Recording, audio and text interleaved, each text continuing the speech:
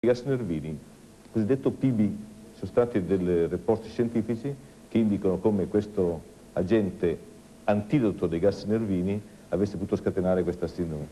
Ricordo che quando le truppe delle Nazioni Unite entrarono nel Kosovo, la NATO diramò ai comandi militari, io ne ebbi visione per conoscenza, delle istruzioni che riguardavano, diciamo, precauzioni da prendere in relazione a località ben circoscritte, cioè ai luoghi in cui erano stati distrutti effettivamente dei blindati con questo munizionamento. Non vi erano invece precauzioni particolari riferite a un inquinamento più generale dell'ambiente del Kosovo, tant'è che quando io stesso mi recai nel Kosovo non vi fu alcuna precauzione se non quello di evitare i luoghi specifici dove vi erano questi relitti. La situazione è indubbiamente grave, davvero grave, e non può essere sottovalutata. La NATO nega, minimizza, ma la NATO è inaffidabile. I dati sono noti già da tanto tempo, dai tempi della guerra del Golfo, migliaia e migliaia di vittime. La NATO è anacronistica, occorre un intervento dell'Europa, di tutta l'Europa, non contro gli Stati Uniti, ma autonoma dagli Stati Uniti. Fintanto che c'è NATO sono gli Stati Uniti che comandano. Invece l'Europa deve avere la propria autonomia anche nel campo militare, una forza militare autonoma distinta dagli Stati Uniti. Questa guerra, che è stata chiamata umanitaria, in realtà è stata un tragico imbroglio.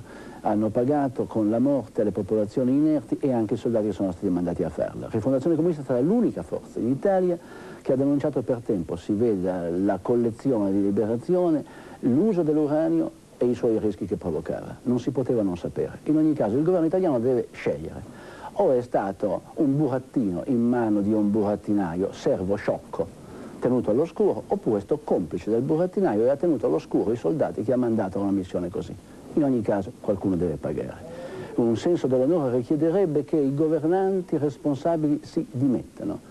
In ogni caso bisogna ridurre il rischio aiutando quelle popolazioni, bonificando il terreno e ritirando i soldati italiani esposti al rischio, e cambiare politica. La NATO si è rivelata inaffidabile, qualcosa davvero bisogna cambiare nel profondo. E non giudico la NATO inaffidabile, credo che sia stato giusto da parte nostra porre con chiarezza, anche con un po' di vigore, il tema di una maggiore trasparenza nelle procedure, ma l'abbiamo posto all'interno dell'alleanza che vogliamo salvaguardare.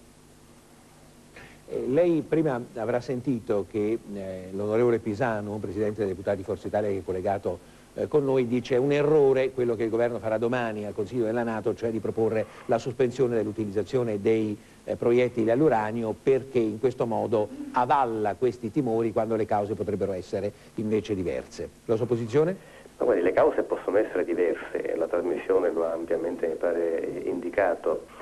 Noi chiediamo che vi sia una condivisione piena dentro l'alleanza per l'uso di queste armi, per evitare di adoperarle finché non si è certi dell'assenza di inquinamento. Ecco. Prego. Devo aggiungere che questa è una considerazione che ho fatta più volte anche in Parlamento, personalmente ben prima, l'ho fatta nell'arco dei primi mesi del 99, e sono convinto che per lo stesso motivo per cui l'Italia non usa questi munizionamenti, non li ha, sia bene che non li abbia nessuno. Convince quello che ha detto il ministro Mattarella? Assolutamente no. E perché? Intanto io sono convinto che la NATO non accetterà questa proposta. Ammesso ma non concesso che il governo italiano la formuli, perché non ho ancora capito bene se la proposta è dei DS o del governo italiano. Domani il Consiglio Atlantico. Ministro, il maresciallo Leggero voleva fare una domanda. Sì, mentre c'è questa diatriba sull'uranio, io volevo ricordare che Di Giacobbe sta male, stasera è in ospedale, tra un mese è fuori dal servizio di leva. Noi non siamo un esercito di guerra e l'unica affidabilità in questo momento ci viene data dalla NATO, che riteniamo correttissima nei nostri confronti e riferimento per noi soldati. L'unico elemento che nasce questa sera è una netta discordanza tra mondo militare e mondo politico che di fatto potrebbe delineare una cattiva gestione del settore militare. Dove l'ha vista lei questa discordanza? Scusi, io me la so persa. Beh sì, non so se ha sentito prima il ministro Mattarella che diceva che il generale Del Vecchio aveva sbagliato un'affermazione che di fatto aveva fatto. Il ministro Mattarella dava un'interpretazione diciamo un po' buonista di quello che ha detto il generale Del Vecchio. Resto convinto che il generale Del Vecchio, e visto che sta qua ci potrà dire, abbia fatto una differenza netta tra la Bosnia e il Kosovo. E mi no, ma Prego. la differenza nel Kosovo la faccio anch'io, lamentando il fatto che spesso nei giorni scorsi si è confuso fra le due cose, perché una cosa è avere consapevolezza dei potenziali rischi dell'uranio impoverito, una cosa è la conoscenza dell'uso di questo materiale fatto in Kosovo, una cosa è la conoscenza di quest'uso fatto in Bosnia, che non si aveva. La differenza è che per il Kosovo lo sapevamo, per la Bosnia no. E nella comunità internazionale, in questi 5-6 anni, non si è mai posto un problema che riguardasse la Bosnia per l'uranio impoverito. Certo, però, Ministro, lo si è saputo perché l'abbiamo chiesto noi. Però, Ministro, scusi, qui abbiamo due casi personali che servono poi per farci capire meglio le cose. E il generale Del Vecchio ha detto, mentre al qui presente Melis, io mi sento di dire, per quanto ho visto io, tu hai lavorato con me, sta tranquillo, per quanto riguarda il povero Di Giacobbe, che abbiamo sentito, perché tra l'altro non era in condizioni stasera fisiche di fare il collegamento, e quindi abbiamo registrato un'intervista, il generale Del Vecchio ha detto, beh, io a Di Giacobbe non posso dire niente perché... No, ma io dico una cosa di più, che avendomi fatto altre domande non ho affrontato. Io non manifesto soltanto solidarietà ai familiari dei giovani che sono morti, o sostegno ai giovani ammalati impegnati in davvero una battaglia importante contro la malattia, ma su tutti i casi dei ragazzi che sono morti e quelli che sono ammalati, sul loro complesso si cerca la verità e su ciascun caso si cerca la verità, perché se c'è una qualunque ragione che colleghi la malattia all'impegno di servizio, non c'è non soltanto il dovere, ma il desiderio del governo di intervenire, di sorreggere, fermo restando che il sostegno viene svolto nei confronti e verrà svolto nei confronti di chiunque, anche se la causa non dipendesse dalla causa del servizio, vi sarà sostegno e intervento, perché questo è come dire, doveroso. Il riconoscimento del causa del servizio vi sarà laddove vi sia una qualunque ragionevole causa. La Commissione è disposta ad accettare la nostra Commissione, l'abbiamo già richiesto a mente della 241, c'è solo voglia di trasparenza, l'abbiamo chiesto il 28 dicembre. Cioè la Commissione Mandelli... La partecipazione della nostra Commissione di parte, come quella di Mandelli. Ministro? La Commissione Mandelli è una commissione imparziale, non è affatto di parte, ha un elevatissimo livello scientifico, è presieduta al massimo possibile livello. Signora Vacca, qualche cosa da chiedere lei al Ministro? Ormai hanno detto tutto. E il papà? Grazie. Signor Pintus? Faccio subito chiarezza sulla storia dell'uranio e che vengano subito riconosciute le cause di servizio, perché a mio fratello è stata rifiutata la causa di servizio 5 anni fa. Ma credo che adesso mi pare di aver capito che insomma verranno riesaminati. No, io non ho capito bene al Ministro, non l'ho capito bene al Ministro. Il Ministro ha detto già 2 volte. A voce bassa, non lo capisco bene. Dico io, guardi, forse sentivo, ero più attento. Probabile. Il Ministro ha detto, e se riferisco male mi smentisca, che tutti i casi saranno esaminati. Esaminati? Esattamente. Esatto. Di Giacobbe non sarà congedato, è il ragazzo che sta molto male. Vi sono delle regole di legge che vanno applicate. E si possono applicare naturalmente con intelligenza. Con intelligenza. Applicare la legge con intelligenza. Quello che posso garantire è che sarà applicata con grande scrupolo, facendosi carico al massimo possibile delle esigenze. Possiamo dire con intelligenza e con umanità, Ministro? Naturalmente, con intelligenza e con umanità. Melis. Sì, ho una domanda da fare al Ministro. Abbiamo voluto un esercito professionista che viene formato soprattutto da giovani che hanno voglia di lavorare in un'Italia che purtroppo è piena di disoccupazione. Quello che chiedo è che ci sia prevenzione soprattutto, perché in certi casi queste malattie, se vengono prese in tempo, si riesce a curarle meglio e anche evitando certe disgrazie. Quindi che questi controlli vengano fatti non solo a chi va in missione o chi rientra, ma che vengano fatti dall'inizio per chi entra nella carriera militare e soprattutto che vengano continuati, cioè eseguiti anche nel tempo, con delle distanze, non so, anche ogni anno si potrebbe fare un'indagine clinica. Ministro, mi pare una richiesta di grande buonsenso. Questo è un giusto suggerimento che è stato già programmato, è stato definito dalla sanità militare in questi giorni scorsi un nuovo protocollo che non viene applicato per tutti gli Stati dei Balcani, ma anche hanno avuto l'indicazione di procedure più accurate nella norma, cioè per tutti i militari, perché occorre salvaguardare la salute non soltanto di chi va in missione all'estero, ma anche di chi sta in Italia. E in più raggiunge, vi è per i familiari dei ragazzi che sono morti il dovere di far capire loro perché sono morti. Speriamo di avere presto una parola chiara su tutto. Questo aumento di neoplasie maligne non abbiamo alcuna prova che sia dovuto all'uranio.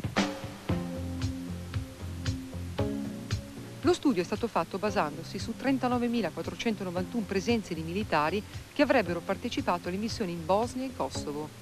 Ma sul libro bianco pubblicato dalla Difesa si legge che nelle operazioni di pace i militari impiegati si aggiravano al massimo sui 30.000 uomini.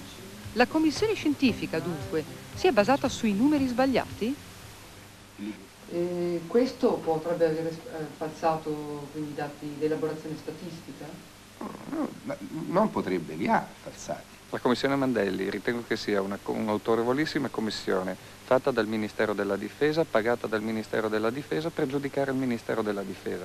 E penso che con questo abbiamo detto tutto. Il governo precedente che ha istituito la commissione Mandelli ha fatto in modo che della problematica se ne occupasse il Ministero coinvolto direttamente e non ha concesso a scienziati indipendenti di supervisionare i lavori. E il nuovo governo continua a considerarla buona? Penso che sia stato un ottimo lavoro, credo che il professor Mandelli sia sicuramente una delle persone più competenti in assoluto. E quello studio, nonostante rassicurante, mostrava comunque un eccesso di linfomi di Hodgkin. Per questo nel 2001 doveva partire un monitoraggio clinico su tutti i militari di ritorno dalle missioni. È partito nel 2003 e a controllarlo non è un organo indipendente, ma di nuovo il Ministero della Difesa.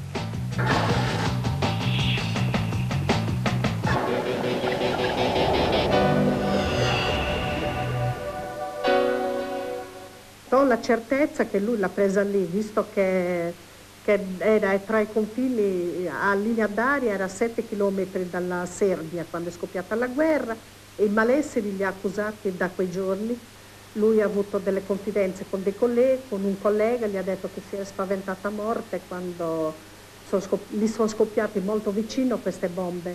Era il 1999 e all'epoca avevamo avuto segnalazioni di altri 2 reduci malati, anche loro erano stati in missione nei Balcani, ma i militari non parlarono. Un anno dopo la sindrome dei Balcani diventò un fatto di cronaca e qualcuno uscì allo scoperto.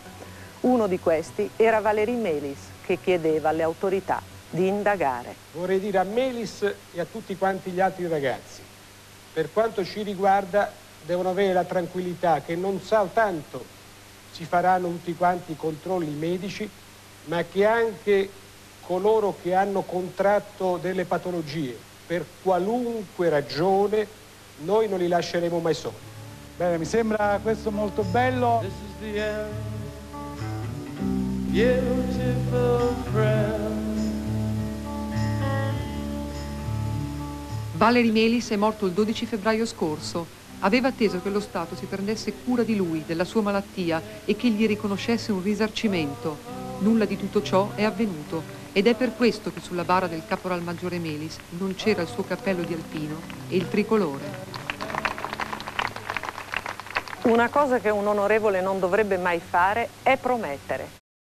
Ringraziamo la famiglia Melis per averci voluto ospitare, per aver voluto dividere con noi un momento triste, perché Valéry è venuto a mancare nella notte dello scorso 4 febbraio, è morto nel reparto di animazione dell'ospedale Santissima Annunziata di Cagliari.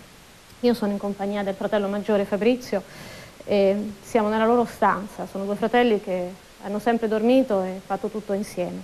E qui sul letto di Valéry ci sono le sue passioni, intanto le sue passioni da militare. Questi sono dei ricordi importanti, vero? Ma sì, sono, diciamo, i suoi ricordi di quando era militare, il cappellino che aveva da bersagliere, diciamo, ce l'aveva portato qua come ricordo. Era il corpo a cui teneva di più, aveva iniziato come bersagliere, vero? Sì, nei bersaglieri sì, aveva iniziato la sua carriera e poi successivamente lo trasferirono a Cuneo negli Alpini. Negli Alpini. Ecco, ci sono molte cose, anche una medaglia a cui Valéry era molto affezionato. Sì, una medaglia, appunto, ricordo, diciamo, di riconoscimento da parte della NATO quando aveva fatto poi la sua missione in Macedonia. E poi ci sono le passioni da ragazzo di Valerio, in particolare il grande tifo per la squadra del Cagliari. Questo è un ricordo molto importante, vero? Ce lo vuoi far vedere? Sì, la magliettina praticamente di Gianfranco Zola, a cui ha dedicato il giocatore appunto del Cagliari, a mio fratello, con affetto. In più appunto, e poi ecco, diciamolo, questa maglietta gliela portò proprio Zola in ospedale quando sì. Valerio ormai stava molto male. Sì. Vabbè, era diciamo quasi agonizzante quando è venuto in ospedale. Ecco, io so che c'è anche, state vedendo, questo gagliardetto di un club di tifosi del Cagliari a cui Valerio apparteneva da tantissimi anni, fin da ragazzino. Ecco, per lui la squadra del cuore era una passione fortissima. Sì, era una passione fortissima, diciamo comandava il gruppo, era diciamo un capogruppo. Fino a 400 ragazzi, vero? Sì, seguivano molto diciamo, le cose che diceva lui, ci teneva molto diciamo, a questo gruppo. Ecco, un ragazzo come tanti, un ragazzo di 20 anni, pieno di passioni. E noi siamo andati ad ascoltare una testimonianza importante, quella di un capitano della Croce Rossa, il capitano Laccetti, che ci racconta anche lui la sua battaglia contro il linfoma di Hodgkin. Antonio Ferlicca dalla regia. Io sono stato in più riprese nei Balcani, diciamo dal 93 al 99, quando poi mi sono ammalato, e generalmente ero il comandante della colonna di automezzi dove portavamo aiuti umanitari, ero il comandante o il vicecomandante. Un giorno lei ha scoperto di essere malato. Come lo ha scoperto e che malattia ha avuto? Beh, la malattia che ho avuto è un linfoma non Hodgkin a grandi cellule, quindi ad alto grado di malignità. Ed è uscita questa grossa massa di 26 cm per 16 per 14 di spessore.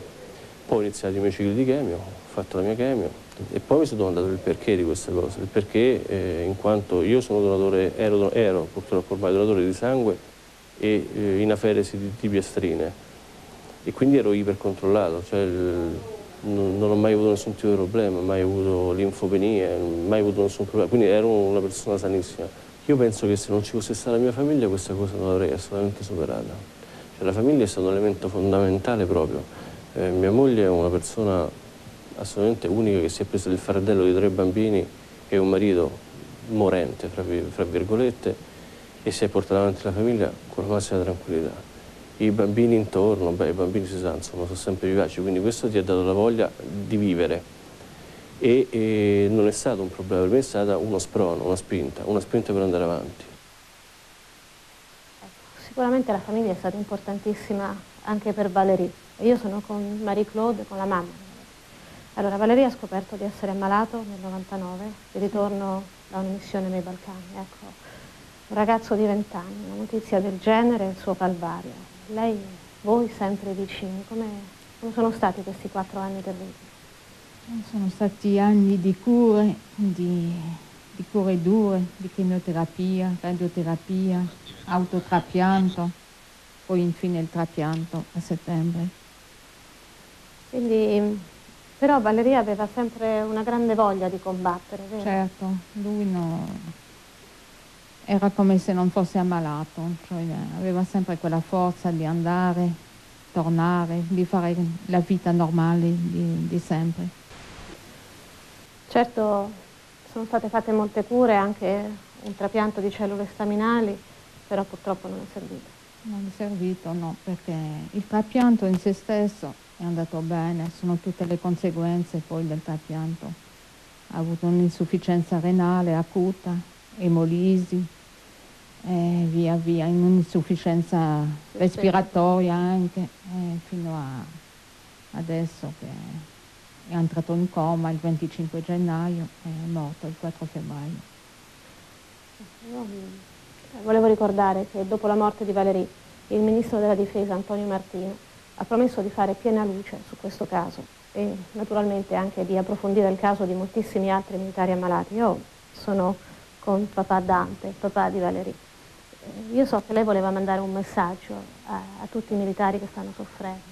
Sì, io spero che le parole del ministro non cadano nel vento, che si ricordi anche di tutti quei ragazzi militari che che aspettano una giustizia, perché non bisogna mai dimenticarli, perché sono figli dell'esercito.